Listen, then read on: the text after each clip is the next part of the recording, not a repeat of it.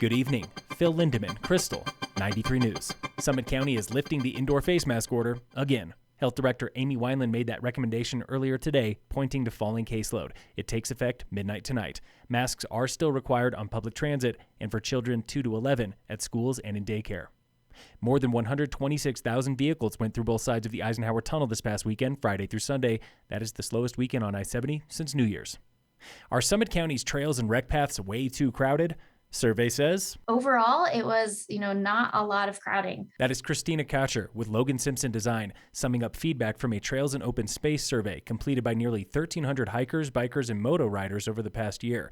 But wait, that's not what locals are telling elected officials. Commissioner Elizabeth Lawrence. I just find this surprising just from meetings and groups that I'm on that are related to open space and trails. It's just the constant complaints I get in the summer are about crowding. Commissioner Tamara Pogue agrees. Perhaps we're missing folks who have changed their behavior because of overcrowding. Mm-hmm. I mean, just speaking personally, there are certain trailheads that I won't go near on busy weekends that perhaps 5 years ago I would have happily hiked. New Open Space Director Catherine King points out they've seen this disconnect before when surveying people at Lake Dillon. We were expecting that people were going to say, oh my gosh, it's so crowded and it's terrible. And really people's perception of crowding was also quite low in that study. This survey was for county trails only. It did not include other hotspots like French Gulch, managed by Town of Breck, and Tenderfoot and Dillon, managed by the Forest Service.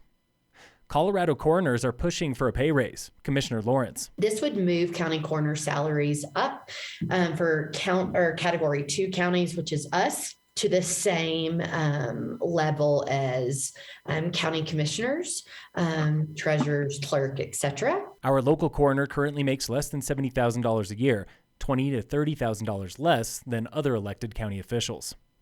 Town of Frisco is putting a short-term rental tax on the April ballot, and Breckenridge is making it easier for you to live your van life. Frisco hears second reading of a 5% excise tax on vacation rentals. If passed by voters in April, it gives Frisco one of the highest lodging tax rates in ski country.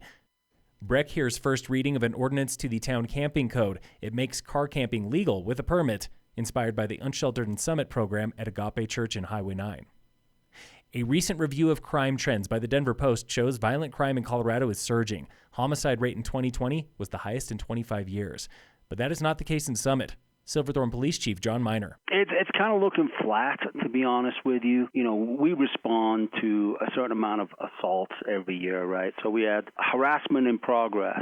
That's, someone being harassed, right? We had 58 of those. Disturbance, disorderly conduct, we had 50 of those incidents. Miner says those rates are just about average in Silverthorne. In Breckenridge, rates are falling. Police Chief Jim Baird. For example, assault. We have, if you compare 2020 to 2021, it went down by 33%. If you look at 2021 versus 2019, it went down 25%. But data shows Summit has not been immune to motor vehicle theft, up 59% in 2 years in Breck, up 179% in Silverthorne, following trends across the state. Stay tuned tomorrow as we dig into the biggest issues facing local police: mental health response, staffing, and police reform. In sports, the Nuggets play the Pistons today at 5. In local sports, the Breckenridge Vipers semi-pro hockey team's back on local ice this weekend for a rivalry set with the Vail Yeti. Opening game is Friday at Dobson Ice Arena in Vail, closing game Saturday in Breck. Phil Lindemann with your news from Avalanche Physical Therapy on Krystal 93.